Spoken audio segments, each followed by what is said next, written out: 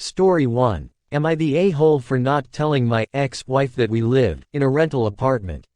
Hi, back in 2008 when I started university, I rented a 2-bedroom apartment with my ex-girlfriend at the time and my friend and his girlfriend. We got a great deal for it, as the owner of the place lost her job because of everything that happened back then, and decided to try her luck abroad where she still lives. Years went by and after university my friend and his GF decided to find a place of their own. As we had full-time jobs, renting this apartment together did not seem expensive anymore, and also did not seem expensive to rent alone after we broke up some time later. So there I was, alone in a 2-bedroom apartment in the central part of the city.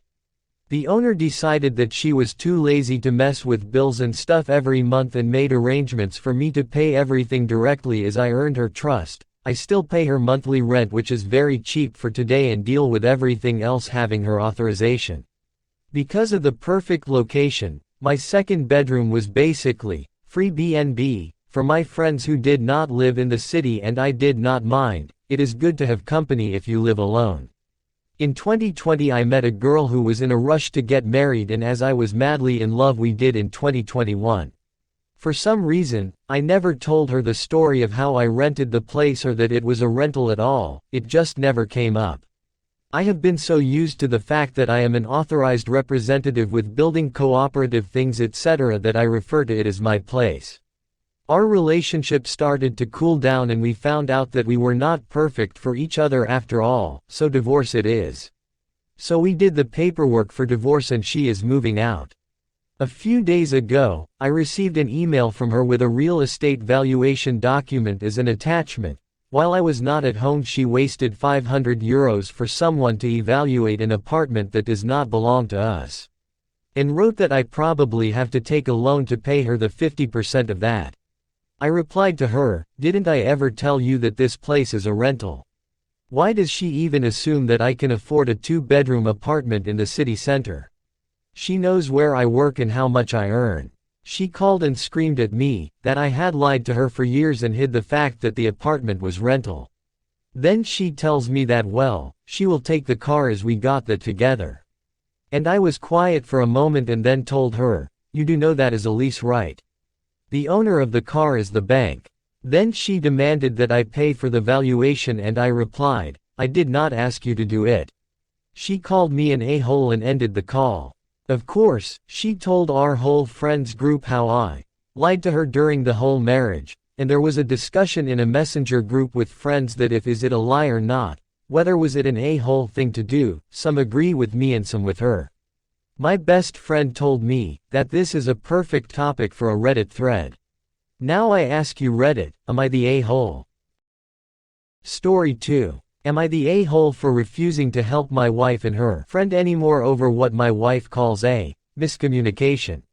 Fake names. My wife, Emily, has a longtime friend, Leslie, who has recently become a single mother. Leslie does not have a working vehicle at the moment and is working 2 jobs, so Emily took it upon herself to help Leslie out as much as she can. Emily had started asking me to help as well in driving Leslie and her kids around, taking them to school appointments, taking Leslie to the grocery store, etc., whenever Emily or someone else couldn't. I agreed since it made my wife happy and I understand the kind of situation Leslie is in. Helping has turned into Emily inviting Leslie and her kids over often, or organizing trips that they would like, such as camping or fishing. A few times my wife was unable to attend these get-togethers she organized due to work and insisted they still take place, leaving me to entertain Leslie and her kids on my own. Since I've known of Leslie my entire relationship with my wife I didn't think too much about this.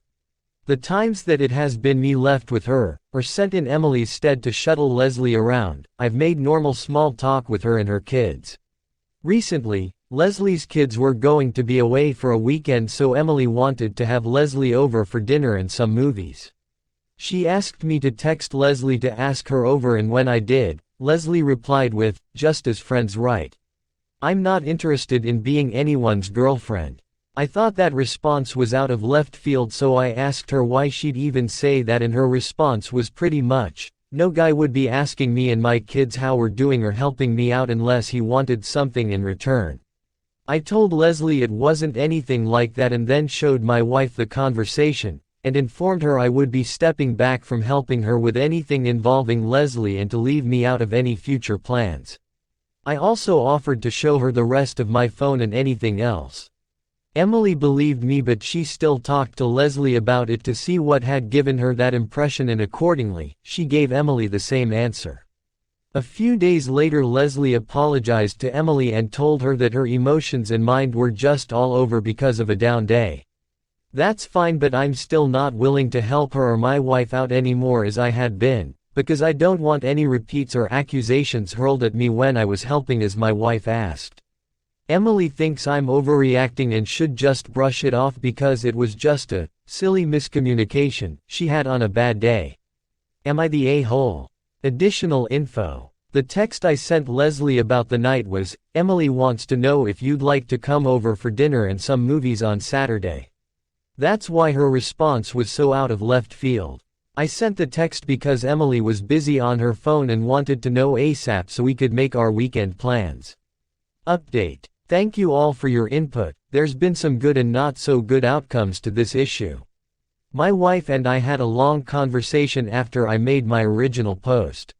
I brought up points from both my perspective and possible points from Leslie's perspective that commentators made to explain the situation and why it had me uneasy enough to step back. I showed her the post and she eventually relented. Emily decided she would speak with Leslie again, to see if her having to leave during a couple of outings or missing one had made Leslie uncomfortable, despite Leslie agreeing ahead of time she was fine with Emily leaving, not showing up. We also discussed the matter of overhelping. In that regard, Emily wanted to keep helping her as she had been because that level of help is normal for them, but she would stop asking me to help when she couldn't. Instead, she said she would talk to Leslie about getting the kid's father to help out more now that her ex-fiancé was gone. She wound up agreeing I should have received the apology, but since I'm just hands-off now, I didn't see the point in pursuing it. I'm happy to say I have not been volunteered to help or drive since our talk. She continued to help Leslie as she was able for a couple of weeks until things took a negative turn. There were a couple of times neither my wife or Leslie's other friends were able to give her a ride or help her, and she asked Emily where I was that I couldn't do it. Emily said she told her it was best I didn't to avoid any future misunderstandings. After the fourth time Leslie asked my wife to have me drive her, pick stuff up for her when no one else could. Emily tells me that Leslie started in about how if what she said wasn't true then I wouldn't be avoiding her, but I'm acting as if I got rejected. According to Emily, Leslie started to draw parallels about how I went out of my way to do things for Emily right before we got together, and started helping Leslie, so that was all the proof Emily should need about me having ulterior motives. And after that, she says Leslie devolved into telling Emily she'll wind up being left too. We have minimized contact with Leslie and Emily told her she needs to do so unless Leslie seeks counseling for her breakup and stops having a negative outlook on the relationships around her, and then they can rebuild their friendship. That has been hard on Emily, so whenever I'm not working, I'm doing what I can to help her get through this. Thank you again Reddit for the fresh set of eyes. Story 3. Sat down on my friend's MacBook and broke it, offered to pay her the money for it, but now she wants more because she was upgrading anyway, so it's this or she will sue me in small claims court. I had some of my friends over at my house and one of my friends invited one of her other friends to come over. She had her MacBook on my couch when I sat on it and broke it. Since it was completely my fault, I offered to pay her the money for it and she agreed. She got it 3 years ago and it cost $2,200 at the time.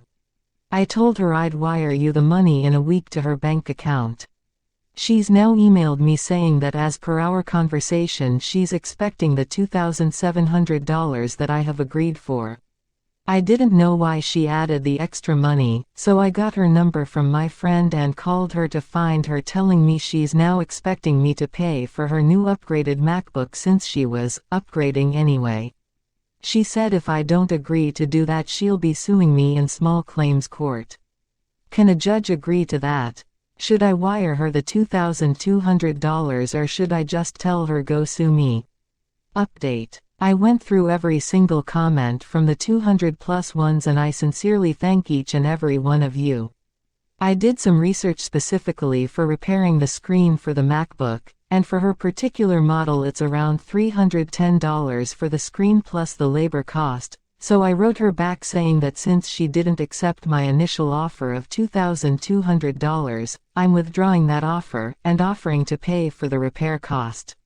She sent me an email calling me a bitch and that she's going to take me to court.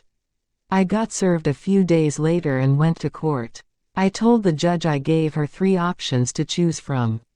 1. Either to write her a check for a brand new one which was $2,200. 2. Get her a refurbished one from Apple or a third party or even used which would be around $1,400 or 3. Fix her current MacBook since the screen is the only thing affected here and it would cost around $300 plus money for labor. I printed out the email I sent her and the mail she sent back refusing, and demanding the $2,700 and calling me a bitch and saying we'll go to court plus screenshots for the price quotes from different websites for a new, refurbished and the screen fix for her particular model and gave it to the judge. I also told him that when I offered at the very beginning to get her a new one from the Apple Store she said no, I want the money in cash. When I told her I'd give her $2,200 for a new one she said okay, but later came asking for $2,700 because she wants to upgrade. I tried to show him how it's clearly visible that she's trying to take advantage of me. She gave the judge an attitude almost the whole time, which really pissed the judge off and helped my case, I guess. After listening to both of us, he ruled that I pay 50% of the repair cost since she negligently left her laptop on the couch. So I'll only be paying not more than $200 to $250 for the whole thing. If it weren't for you guys I would have paid $2,200 instead of around $200, and I honestly loved her look at the end as we walked out.